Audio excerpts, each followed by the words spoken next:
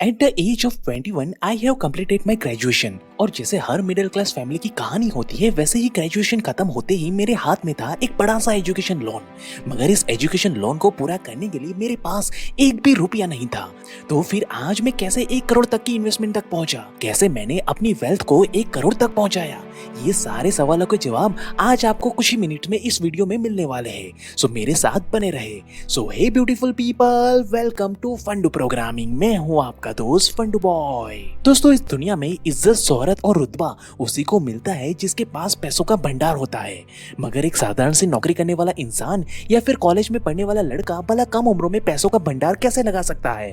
तो इसका जवाब 3 कैटेगरी में डिवाइड कर सकते हैं, जिसमें फर्स्ट है पेशेंस। अब पेशेंस की बात करें तो 1 साल तक कॉर्पोरेट वर्ल्ड में कड़ी मेहनत करके मैंने अपना एजुकेशन लोन और बाकी कर्जा तो खत्म कर दिया था। मगर इस बीच में मुझे ये समझ में आ चुका था कि सिर्फ मेहनत करते रहने से एक एक्सट्रीम लेवल की फाइनेंशियल फ्रीडम नहीं मिलने वाली। इसलिए मुझे अब अपना रास्ता बदलने की जरूरत थी। मगर इस नए रास्ते और इस नए गोल के लिए मेरे पास कोई भी स्किल या नॉलेज नहीं थी। इसलिए इस जर्नी में मेरा सेकंड पॉइंट है स्किल बिल्डिंग। अब अपनी फाइनेंशियल स्किल को बिल्ड करने के लिए मैं सीधा पहुंचा लाइब्रेरी, जहां मुझे मिली रॉबर्ट कियोसाकी की किताब the rich dad and poor dad, जिसे बारीकी से पढ़ने पर मुझे ये रियलाइज हुआ कि एक इंसान अपनी जॉब करते हुए भी फाइनेंशियल फ्रीडम को अचीव कर सकता है। लेकिन उसके लिए हम एक प्रॉपर फाइनेंशियल प्लानिंग को फॉलो करना होगा, तभी हम अपने फाइनल डेस्टिनेशन तक सटीकता से पहुंच सकते हैं। अब शुरुआत में मेरे अंदर भी बिल्कुल भी पेशेंस नहीं था। इसलिए 2017 में अपनी एजुकेशन लोन और बाकी कर्जा खत्म करने के बाद मैंने करीब करीब 1 साल तक सेविंग की, लेकिन कुछ खास रिजल्ट नहीं मिला मुझे। ऊपर से हर साल टैक्स देना पड़ता था, वो अलग से। अब रॉबर्ट कियोसाकी का सिखाया हुआ नॉलेज तो मेरे पास था, लेकिन वो प्रैक्टिकली काम करता भी है या नहीं वो मुझे पता नहीं था। इसलिए उसे प्रैक्टिकली इस्तेमाल करने के लिए मैंने 2 साल में 1 करोड़ कमाने का अपना खुद का फाइनेंशियल प्लान रेडी किया। अब रिच डैड पुअर डैड किताब पढ़ने के बाद मेरा पहला गोल था रियल एस्टेट इन्वेस्टमेंट, क्योंकि खुद का घर लेना मेरा बचपन से सपना भी था और मेरी फैमिली की जरूरत भी थी, क्योंकि तब तक हम पूरी फैमिली एक किराए के घर में रहते थे। इसलिए मैंने अपनी सारी सेविंग्स लगा के 2018 में एक 1500 स्क्वायर फीट का एक बड़ा सा फ्लैट ले लिया। अब जाहिर सी बात है कि मुझे उसके लिए होम लोन लेना पड़ा। मगर ये डेब्ट मेरे लिए एक गुड डेब्ट था, क्योंकि मैंने रिच डैड पुअर डैड में ये पढ़ा था कि होम लोन आपके लिए एक गुड डेब्ट साबित हो सकता है अगर आपको उसे सही तरीके से इस्तेमाल करना आता हो तो। और मैंने वही किया। अब होम लोन की वजह से मेरा टैक्स 0 हो गया। और दूसरा ये कि अब मेरी फैमिली को हर महीने 1 रुपया भी रेंट देने की जरूरत नहीं थी, जिसकी वजह से हर महीने रेंट की एक अच्छी खासी रकम अब सेविंग्स में जाने लगी। मगर ये सेविंग्स के पैसे बैंक में रखने के बजाय मैंने इन पैसों को एफडी में रखना बेहतर समझा, क्योंकि मिडिल क्लास के लोगों के लिए एफडी सेफ्टी एंड सिक्योरिटी के साथ साथ हर साल 5 से 6% का इंटरेस्ट रेट भी देती है, जो कि मेरे लिए बना मेरा इमरजेंसी फंड, ताकि कल को अगर फैमिली पे कोई भी मुसीबत आए तो ये इमरजेंसी फंड हमें सुरक्षा देगा। लेकिन अब जो टैक्स के और बाकी पैसे जो सेव हो रहे थे उसमें मैंने थोड़ा रिस्क लेने की सोची, ताकि मैं इन्फ्लेशन को बीट कर सकूं और लोन के इंटरेस्ट रेट से ज्यादा रिटर्न भी हासिल कर सकूं।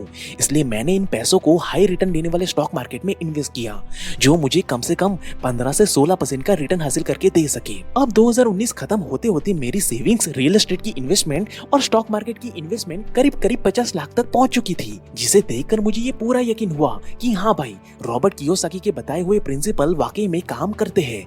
इसलिए मैंने अपनी फाइनेंशियल फ्रीडम की ओर आगे बढ़ने की स्पीड और भी तेजी से बढ़ा दी और 2019 की स्टार्टिंग में ही मैंने अपनी एफडी की सेविंग से एक और फ्लैट परचेस कर लिया और उसे रेंट पे दे दिया। अब बिल्डर के साथ भी मैंने फ्रेंडशिप कर ली, इसलिए मुझे इस दूसरे वाले फ्लैट के लिए बस हाफ पेमेंट ही करनी पड़ी। बाकी के पैसे वो बिना कोई इंटरेस्ट रेट के मंथली ईएमआई पे लेने के लिए तैयार हो गया।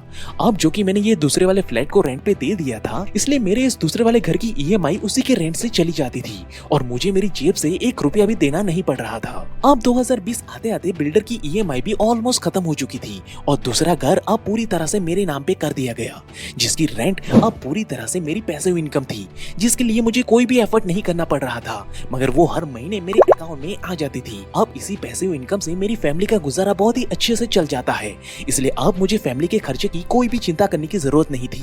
और वहीं दूसरी तरफ लॉन्ग टर्म के लिए स्टॉक मार्केट में इन्वेस्टेड रहने की वजह से यहाँ से भी मुझे एक अच्छा खासा रिटर्न मिलना स्टार्ट हो गया, जिसके बदौलत ही मैंने 2020 आते आते अपना 1 ईयर का गोल पूरी तरह से सटीकता से कंप्लीट कर लिया था।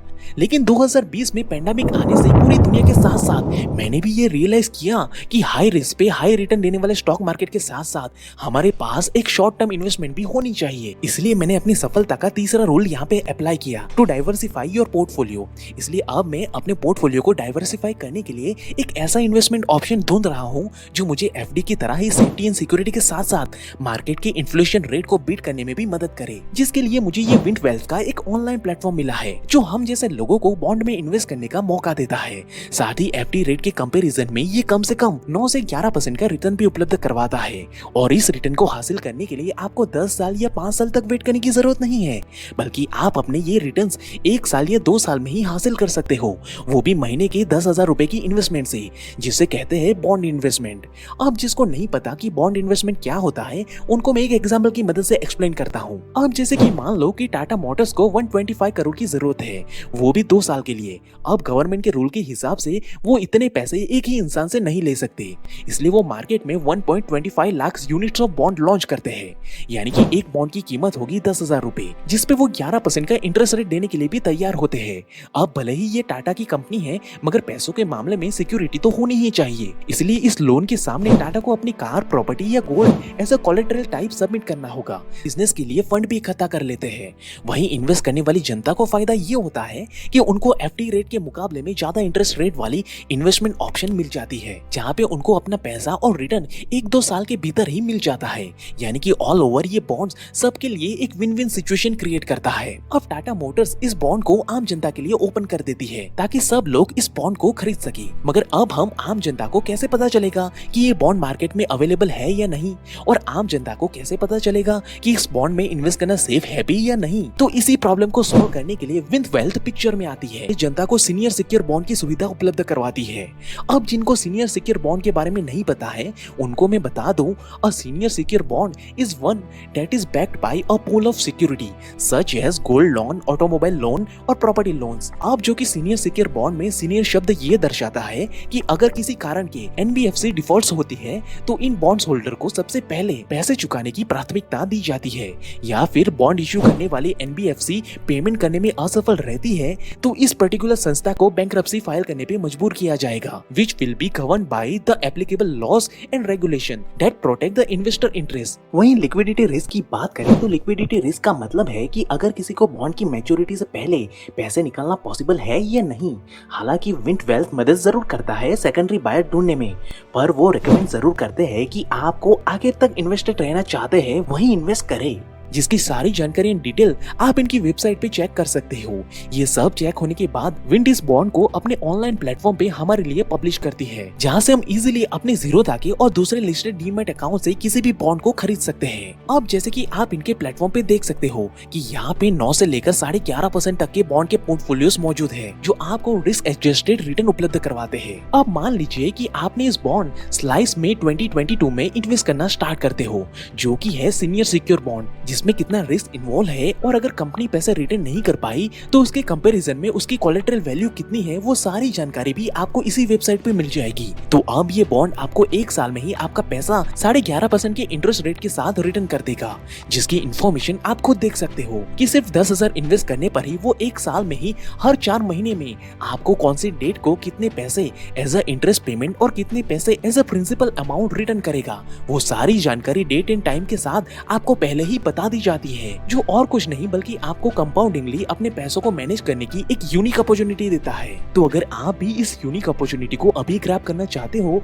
तो डिस्क्रिप्शन में दिए गए लिंक पे क्लिक कीजिए और आज ही विंट वेल्थ के इस प्लेटफॉर्म की मदद से अपनी इन्वेस्टमेंट की जर्नी को स्टार्ट कीजिए, जिसके लिए आपको बस इस प्लेटफॉर्म पे अपने मोबाइल नंबर से साइन अप करना है और पैन कार्ड, बैंक डिटेल और अपने डीमेट अकाउंट को यहाँ पे ऐड करना है, और फिर आप अपने मनपसंद के कोई भी बॉन्ड को चूज कर सकते हो। मगर मैं पर्सनली सलाह दूंगा कि आप सीनियर सिक्योर बॉन्ड ही चूज करो और उसके बाद आप चूज करो कि आपको कितने बॉन्ड खरीदना चाहते हो, क्योंकि यहाँ पे आप जैसे ही यूनिट चूज करोगे तो आपको यूपीआई और नेट बैंकिंग के थ्रू आप इसकी पेमेंट करके आप अपनी इन्वेस्टमेंट फाइनल कर सकते हो, जिसके साथ ही आपके बॉन्ड की सारी डिटेल्स आपके डीमेट अकाउंट में आ जाएगी। तो अब देरी किस बात की दोस्तों, जल्दी से जाइए और मेरी तरह आप भी आज ही विंट वेल्थ के साथ अपने इन्वेस्टमेंट की जर्नी को स्टार्ट कीजिए, जिसकी पूरी जानकारी एंड लिंक आपको डिस्क्रिप्शन बॉक्स में मिल जाएगी। और याद रहे दोस्तों कि रिस्क को जरूर से समझें और पहले कम अमाउंट से स्टार्ट करें। And at last, thank you for watching guys.